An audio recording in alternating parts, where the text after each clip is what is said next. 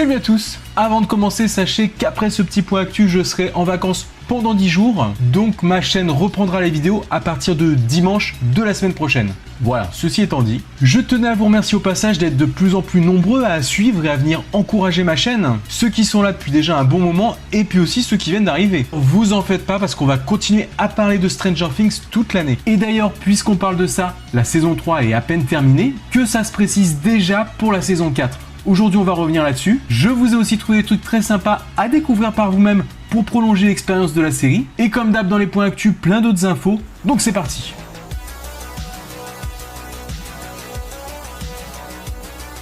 Si Netflix tarde encore à officialiser la saison 4 de Stranger Things, peut-être que ce sera fait lorsque vous regarderez cette vidéo. Toujours est-il que la prod continue son petit bonhomme de chemin et on a même eu dernièrement de révéler la période du début de tournage de cette saison 4. Alors ça vient d'une source très fiable, le site de Production Weekly, qui recense les tournages des séries américaines. Vous aurez sans doute pu aussi apercevoir l'actrice Cara Buono qui joue Karen, la mère de Mike et Nancy, s'exprimer à propos de ça. Ainsi, tous les acteurs pourraient reprendre le chemin des plateaux de tournage dès octobre prochain, pour une production qui durera comme d'habitude plusieurs mois. Ainsi, est-ce que ça va confirmer une saison 4 autour de la période de Noël ou de Thanksgiving ?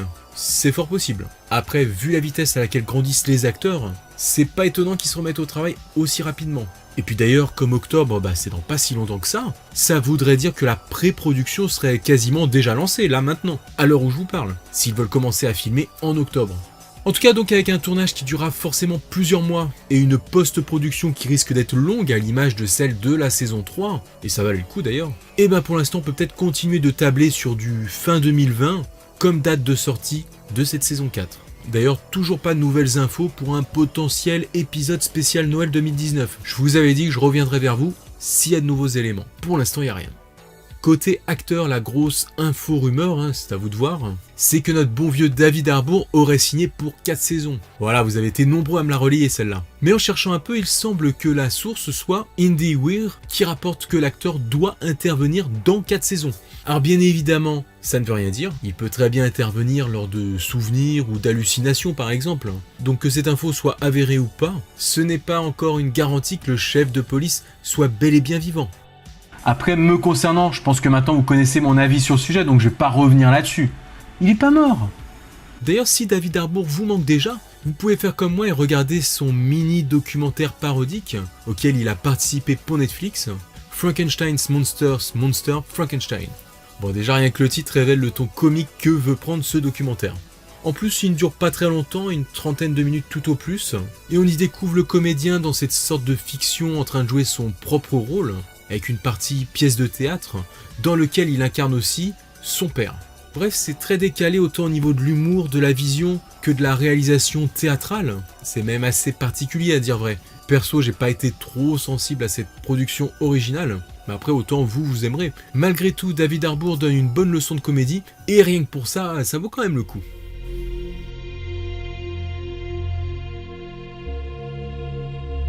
Les Emmy Awards ont dévoilé dernièrement les séries en lice pour prétendre à l'une de leurs statuettes. L'équivalent des Oscars pour les séries télé devra compter cette année sans Stranger Things. Et ouais.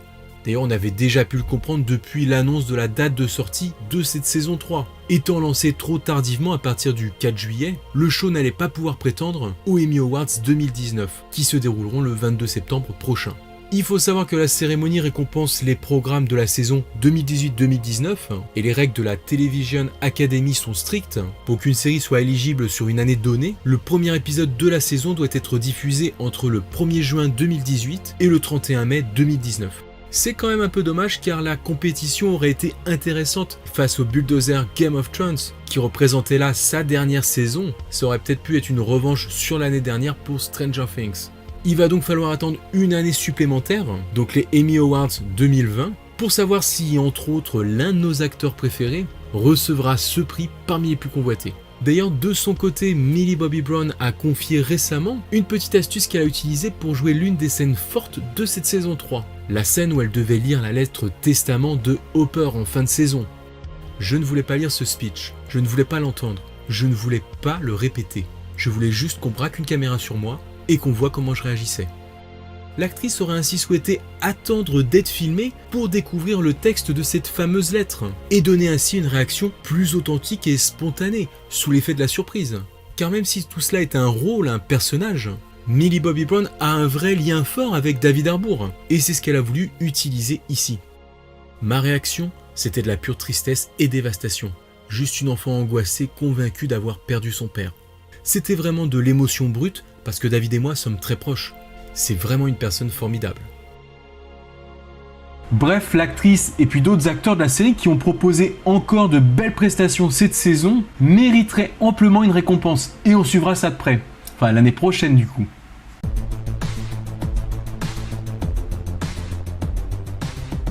Décidément, Stranger Things 3 est toujours à la pointe en matière de com et de partenariat.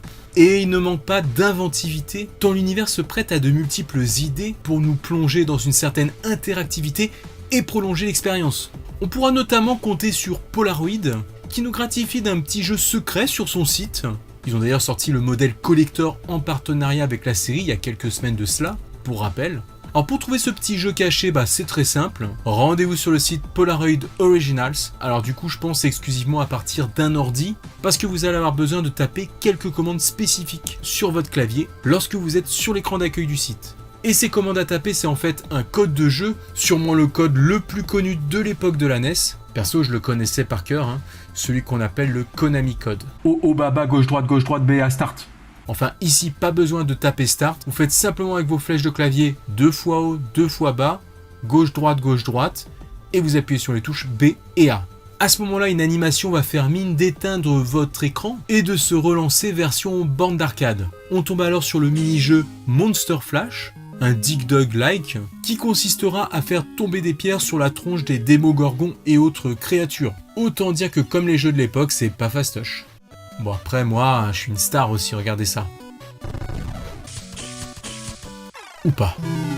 Bref, vous êtes armé justement d'un appareil photo Polaroid qui vous permet de paralyser un instant les monstres, ce qui pourra vous aider dans votre stratégie. Et il va falloir aussi vous armer de patience et de persévérance si vous voulez espérer battre un jour le record de max. Un petit jeu que vous pouvez essayer dès maintenant. Un gros like pour l'initiative de la part de Polaroid. Et d'ailleurs, merci à ceux qui m'ont fait découvrir ça sur Insta. Mais après, si vous voulez vraiment quelque chose de plus consistant, qu'il faut absolument essayer pour tout bon fan de Stranger Things, c'est du côté de chez Microsoft qu'il va falloir clairement se tourner avec sa nouvelle appli Windows 1.11, disponible depuis le 8 juillet sur son store. Sous son habillage 80s, cette appli se révélera être un hommage à la série Stranger Things et puis à l'interface informatique Windows 1.0 sortie fin 85. Mais je préfère laisser Suzy vous expliquer tout ça. Welcome to Camp Nowhere. It's got fun, learning, and more. Hi, I'm Susie. I'm the camp's #1 fan. Camp Nowhere is a technology camp. We learn to build radios, robots, make movies, even code arcade games. And they partnered with Microsoft, so they have the new Windows 1.11. You'll make new friends, have new adventures, sing some songs, right, Dusty Bun? And who knows, you might even save the world. Bon déjà, pour télécharger ça sur le store Microsoft, faut faire une petite manip au préalable sur votre ordi, car il n'est pas disponible dans le store français pour le moment. Le mieux c'est que je vous mette un lien en description qui vous expliquera exactement comment procéder. En tout cas, moi j'ai testé et ça marche. Et cette application se révèle extrêmement sympathique, regardez ça.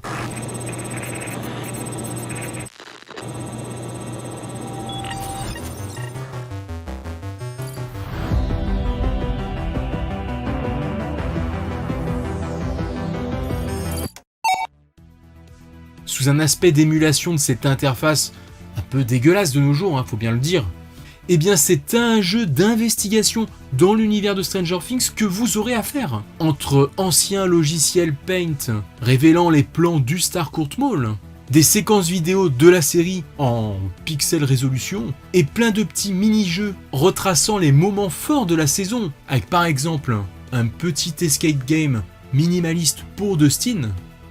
Oui, là, je suis en train de jouer à un jeu. Ah, mais attendez, à l'époque, il fallait faire travailler son imagination en plus. Un petit taquin pour le monstre. Pourquoi je me retrouve toujours avec 2 pièces inversées à la fin dans ces jeux-là? Ah! Et encore plein d'autres jeux, regardez ça. Ah, ça me manquait les contrôles inversés. pas de doute, ça c'est les 80s. Il vous faudra aussi pirater les logiciels de la Lynx Corp. Finalement, le teaser de Noël servira à quelque chose. Hashtag indice. Et vous passerez même dans une version upside down de ce Windows 1.11. Attendez, je crois que je viens juste de comprendre la référence du 11. Le tout avec des musiques d'ambiance très immersives, sachant que chaque fois que vous finissez un mini-jeu ou que vous trouvez un indice clé, vous déverrouillez de nouvelles choses sur l'interface principale. Et vous devrez aussi trouver des mots de passe pour faire avancer votre enquête. Je préfère vous prévenir qu'il va falloir faire travailler un peu vos méninges et fouiller dans toutes les infos qui vous sont données. Bref, c'est vraiment une expérience à ne pas louper pour prolonger l'aventure Stranger Things. Une valeur ajoutée avec tous ces extraits de documents, de notes et même des easter eggs. Vous allez vraiment vous régaler. Je préconise d'y jouer de nuit avec un casque ou des écouteurs sur les oreilles pour une immersion totale. Du coup, je le rappelle, je vous mets en description de cette vidéo un lien pour télécharger cette application, ce jeu même, car il n'est pas encore disponible dans le store français. Mais franchement, faites-moi plaisir et passez voir ça. En plus, c'est gratuit et vous allez forcément kiffer.